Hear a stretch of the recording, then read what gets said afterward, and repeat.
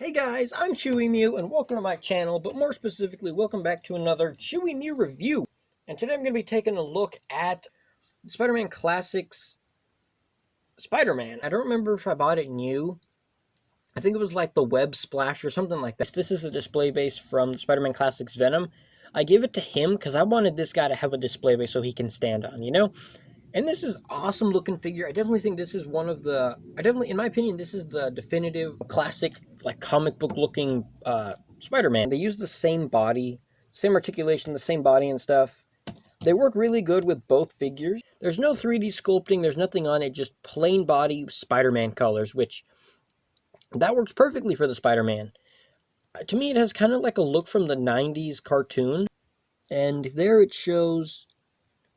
It's hard to say, so I'm just going to read it. 2003 Marvel Entertainment Made in China Toy Biz Worldwide 2003. This design looks great. There's this spider. I like that he has like the tiny spider rather than like the huge spider like he has in the...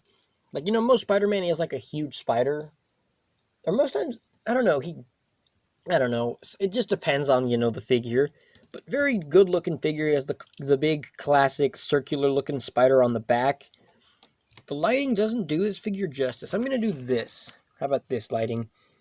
Yeah, you can see the very good blues and reds in this. It's like a kind of darkish red. It's not like very like your typical primary red. It's like a little bit darker, kind of like cherry red. Oops. The blue's very good looking too. Looks kind of like, you know, very good. Like when you think of Spider-Man blue, I think this is what comes into mind.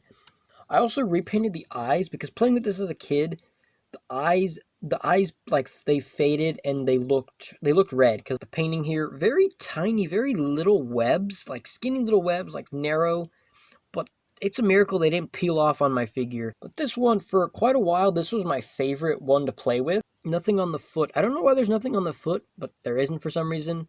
I don't know why they put the logo here. It's kind of strange to me. They put the information on the leg rather than on the foot. There's the other foot. He has a good peg hole, which I don't know if it's on purpose or just happens to be coincidence, but the display base Venom came with, you can peg the Spider-Man onto. I I don't know I don't think they did that on purpose, but you can put him on and it sticks on really good, so I typically put him on that display base. Or I can give him his web shooting hands, but I don't care. To me, it's still, this is awesome. Awesome looking figure. There's no 3D sculpting, but just look at that figure. Do you think that needs 3D sculpting? Like, I know I'm talking a lot of hype, because some figures I have so much passion for. Some figures I could probably talk like 30, 40 minutes because how awesome they are. But I feel like most people wouldn't watch a 40-minute long review. I talked quite a while reviewing this Green Goblin because I think this is the best comic book Green Goblin. To me, it's figures like this that I feel like Hasbro can't compete. This is by far my, like, as far as design goes, and just, it's so simple. Yeah, there's no 3D texturing. It's just so simple, but to me, it just looks so beautiful. Like, when I think of Spider-Man, that is what I think of Spider-Man, like, as far as figures. Like, that looks just like how when you see him doing that, you know? It looks very good. I actually did for a little bit of time. I had those, like these little wires that come, like, attached to bread, and I had them displayed hanging down like this, like hanging down over my desk. It looked awesome. It looks very shiny with this light. Very, very shiny. There was the metallic alternative where the blue is very metallic and the red was, I think, lighter or something. Or I think the red was kind of metallic-y too. But look how shiny he looked. Just so cool. Out of all the figures in my collection, none of them look shiny, and that could be a complaint. But to me, this figure looking shiny, that's awesome. Like, you can see all the glare and all the reflecting he does. Very cool. This is the best Spider-Man I've got. Let's go over his articulation. The head looks not too far up, but just good enough. Head looks down pretty good. The neck rotates all the way around. The arms also rotate all the way around. Move it back.